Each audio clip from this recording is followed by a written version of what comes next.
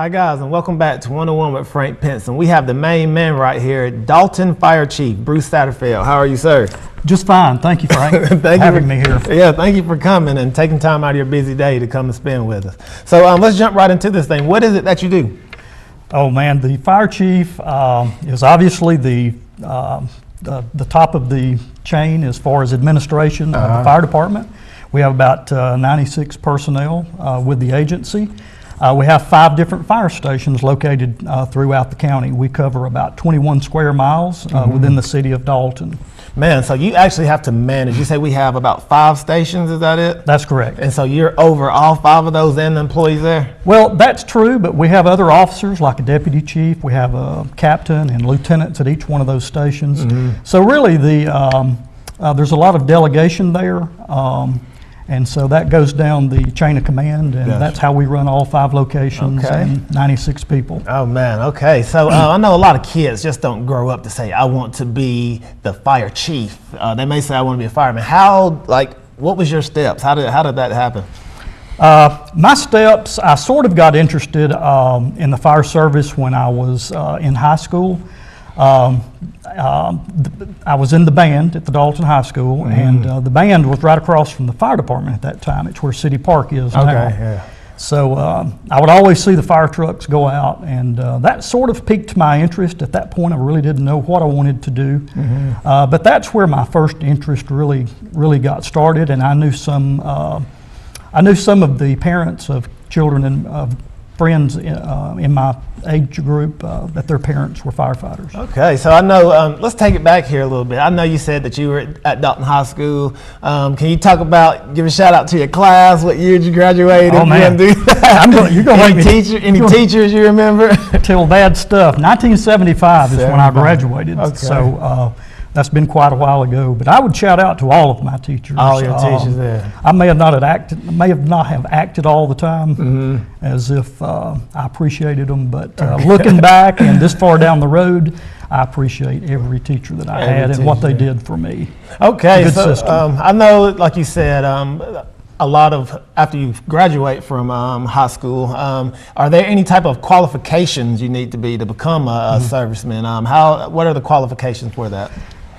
Frank, all that is really required is a high school graduation certificate. High school diploma. High school diploma, and college is more and more, it's not required, but it's coming. It's coming, okay. And so really what we kind of do, since you can't come to work at the fire department until you're 21, we kind of encourage kids when they graduate high school, go ahead and get involved in college. It doesn't necessarily have to be a fire science degree or something, but go to college, make good use of your time, and then by the time you graduate, we'll take applications after the age of 21. Man, okay. So I know when we talk about qualifications, so after that age of 21, is there physical fitness you have to do? Is there a handwritten test you have to pass? How do you get into that?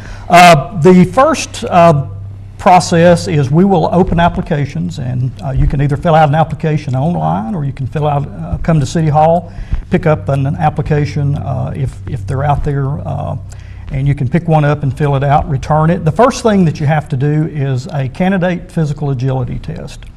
That is a test that you have to pass, and it's a state required test. And that's the first thing to even get an interview, is you got to be physically fit enough to do the test in a specific time limit. Do those push-ups right now, push-ups and sit-ups. Okay. Okay. That's right. So with that, after you pass those required tests, the state required tests, are you like admitted into you're inducted and then you go into more training? Is that right? Once you complete the test, depending on how you do, because a lot of people fail the test the first time. But if you pass the test, then we kind of look at you, and then that's when the interview process starts. Okay. So there are a lot of things that is looked at, including how you performed on that candidate physical agility test. Did you follow instructions on that particular test? Yes. And were you strong enough to drag the dummy and lift the hose, and all the things that are required? And all of those activities are very relevant to firefighting. Oh, okay. So I'm thinking just because you pass that test, you can become a fireman anywhere. The actual city or county or administration has to hire you, that's like a prerequisite. You're correct. Okay. And then we pick an interview pool, and then again, we're looking at, during that candidate physical agility test, we have you write a document. We have, and of course, there's going to be oral skills that are reviewed when you come to the interviews. So there's a lot happening during the interview process. And so again, the better you do in school, the better you go to college, the better you follow orders and those kind of things. Yeah. All of that carries forward into getting a job at the fire department. Okay, you guys, hey, listen to those teachers. You can do it, all right? It all starts at a young age, okay? So Chief, let's talk about this big news that you announced. So you're retiring. Can you talk a little bit about that in this picture here?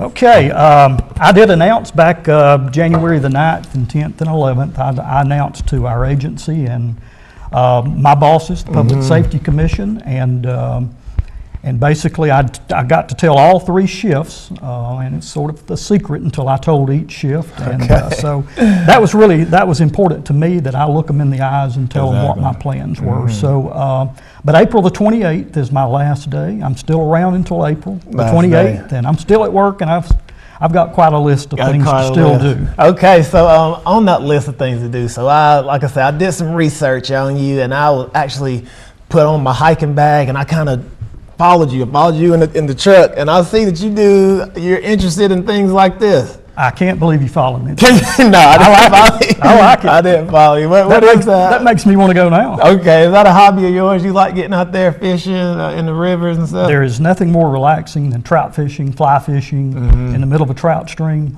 Just the wilderness, the noise of the water, very relaxing, and I hope to do a lot more of that. Do a lot of that, okay. So, like I say, how will that process go for finding your replacement or finding the next one in charge? How will that go?